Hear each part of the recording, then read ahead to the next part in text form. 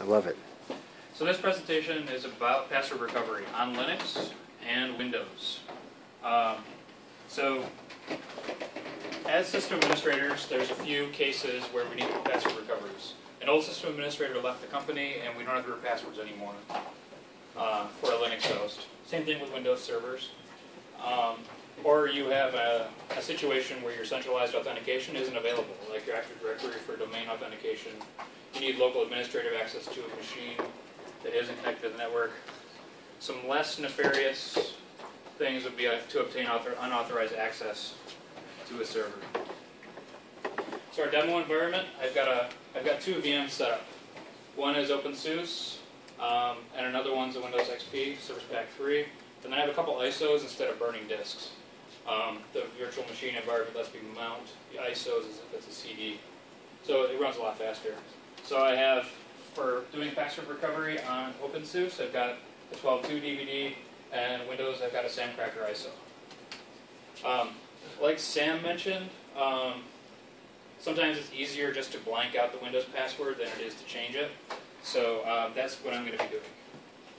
But first, I'm going to do the Windows, or the Linux one.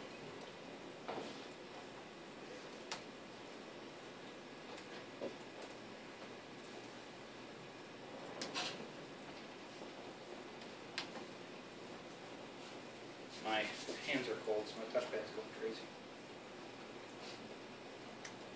So, I have the ISO mounted on the VM. I'm going to start up the VM here.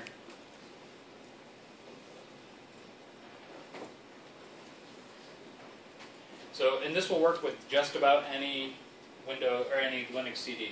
So I just happen to use this one because it's a little bit easier. So usually when you want to do this, you go down to Rescue System. This little virtual machine, it's aware of the local hard disk, the little local Linux installation that's there, so we can see that hard drive.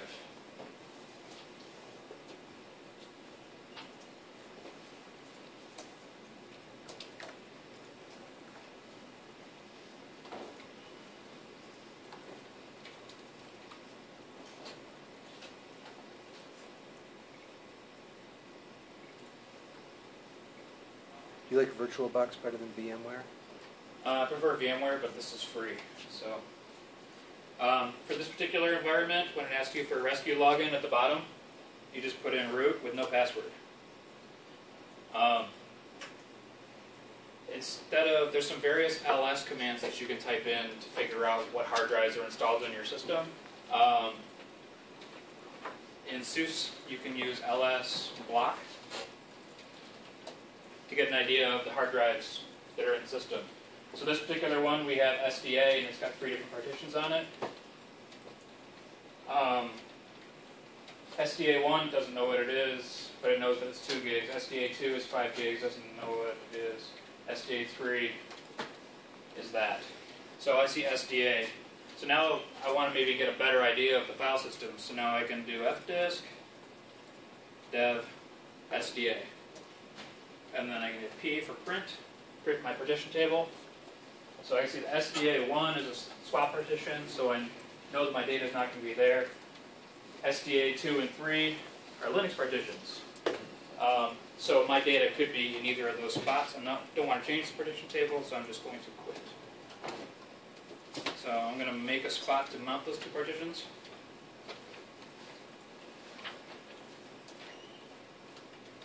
And then I'm going to mount them.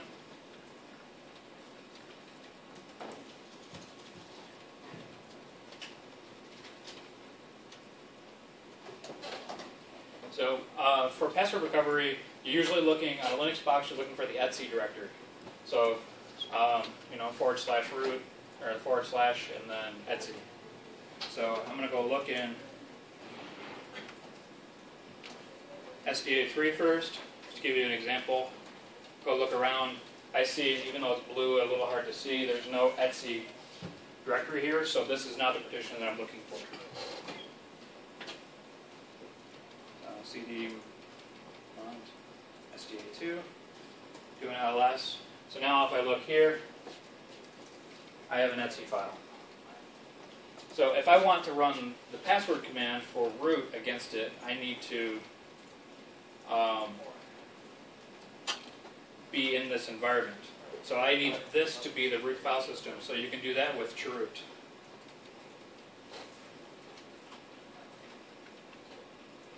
So, well, let me do this real quick.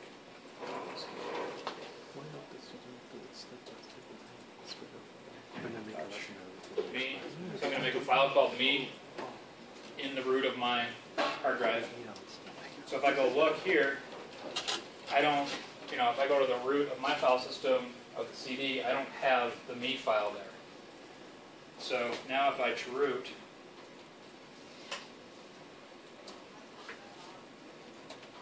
I am now at the root of the file system. There's my me file.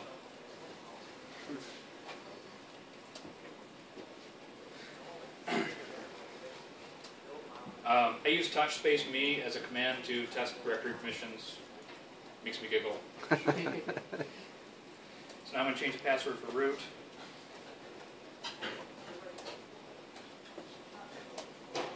Now I'm done. Exit. Exit. Now I can reboot.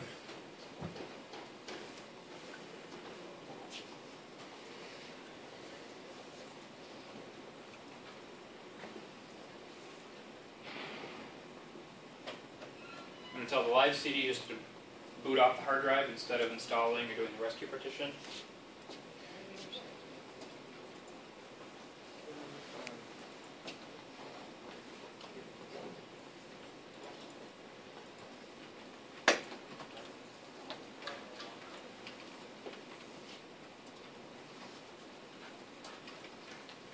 There we go. Nicely done.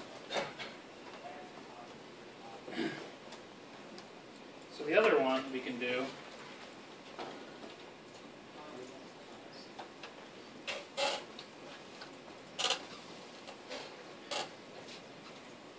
You didn't write up questions for this, but you wrote up a, did you write up a step-by-step instructions?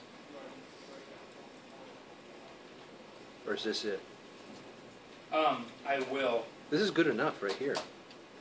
But we need to have the package that we can give. This is good. This is really good. I didn't install any of the keyboard management stuff.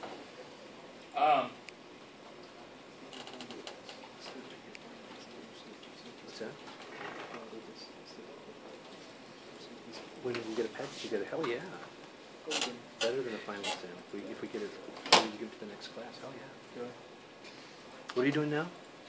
So now I'm just going to log into Windows real quick.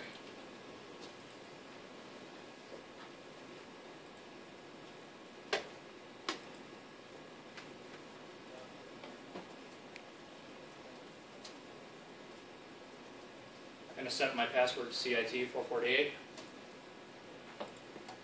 And then I'm going to, Is that user an administrator? yeah. I'm going to grab my mouse real quick. Don't touch it. You can use my mouse.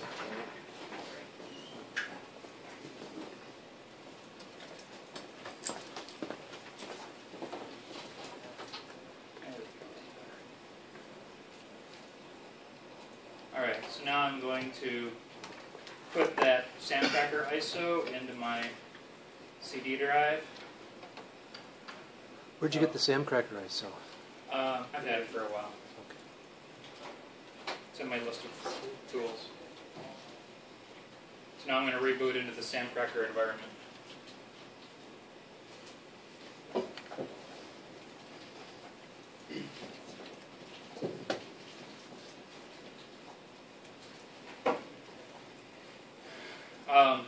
Sometimes you have to do some of these various options here. I know that on this system, because I've already tested it, I have to do boot no USB. But you play around with it. If it doesn't boot right, then you try the other options.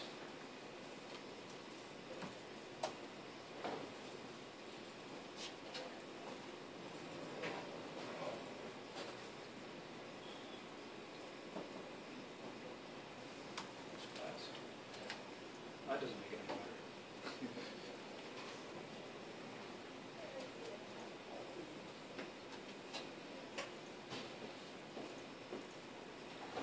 Oh, that's better. So now we are here into the environment. So the Sandcracker environment recognizes that there's one hard drive in the system and it's a 10 gig file, 10 gig partition, so that's what we're going to use. So it auto defaults to 1, so I'm going to say yes, and it says, hey, I found your config file where your SAM file should be. Is this going to work? And you say yes. And it found everything that you want to do. Option 1, password reset. I'm going to edit users and passwords. 1, I just keep hitting enter over and over again. And I want to edit NP Adams. And I want to clear the password. And then bang to quit. And then Q to quit. Yes to write. Now I'm done. So now I am going to unmount the disk.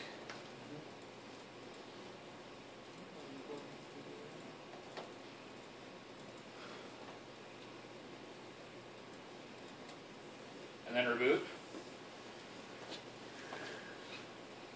Go back into Windows. And now the NP Adams account password should be blank. And this should work for any account that's on the system. Same program I used. Is it? I used the same program. Yeah, it looked the same, didn't it? It had the same output on there. So I just hit enter, no password, able to get back in, and now I can set it.